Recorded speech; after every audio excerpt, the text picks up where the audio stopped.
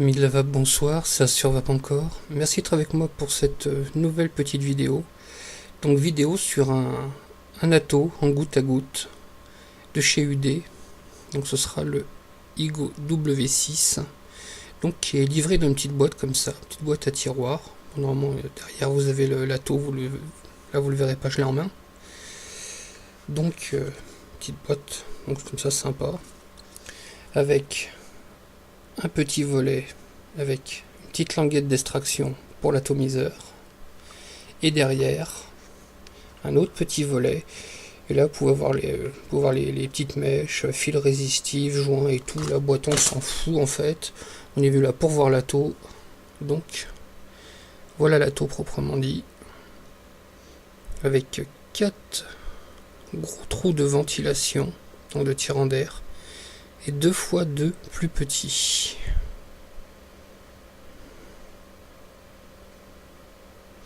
Voilà, on va voir plus dessous. Donc, passer par-dessus le micro. Donc j'ai monté en 4 résistances avec coton cardé. Donc les résistances, je les ai mis à la verticale. C'est bien pratique.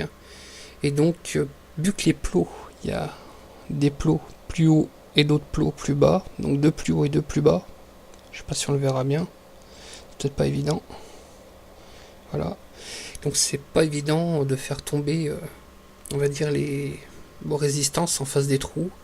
Donc moi j'ai pris fil résistif, non résistif pour m'éviter des points chauds, des trucs et des bidules pas possibles, pour pouvoir tomber le plus possible en face de mes trous de ventilation. Donc ça, d'une part, c'est fait. Et donc deuxième part, il y a une partie, si elle veut bien, qui se retire. Par contre c'est du costaud, hein, je vous le dis tout de suite. Ça se laisse pas tuer comme ça. Et voilà. Donc avec des joints, donc qui tiennent bien, vous avez pu le voir, hein, donc qui tient de 1 l'embouchure.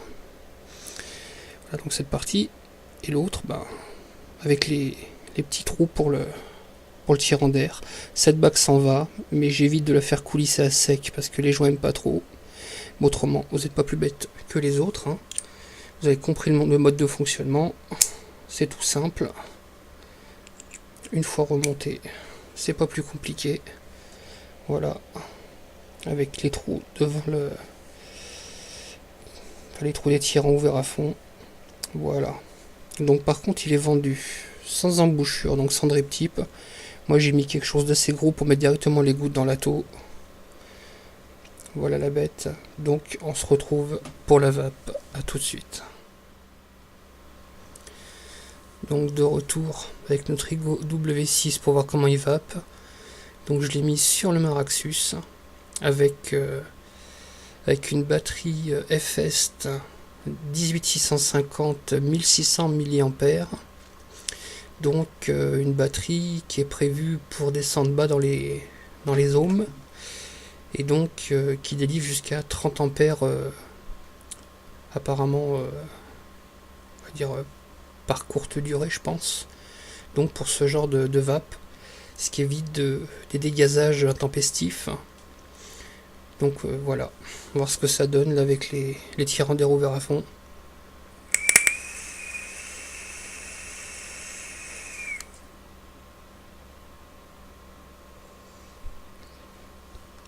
Donc une vapeur assez conséquente, hein.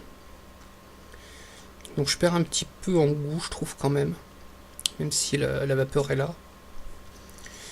Peut-être aussi que j'imbibe un peu plus les cotons, ça évitera de trop perdre.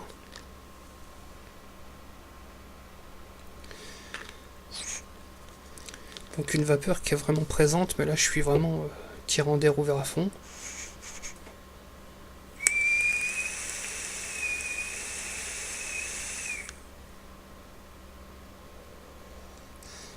Donc la vapeur, il n'y a rien à dire, c'est quasi monstrueux. Et vous avez vu, ça fait aussi office de sifflet, hein. C'est bien. C'est multifonction les attos de chez UD. Donc je vais essayer de fermer un petit peu le tirant d'air pour obtenir quelque chose d'un poil plus serré.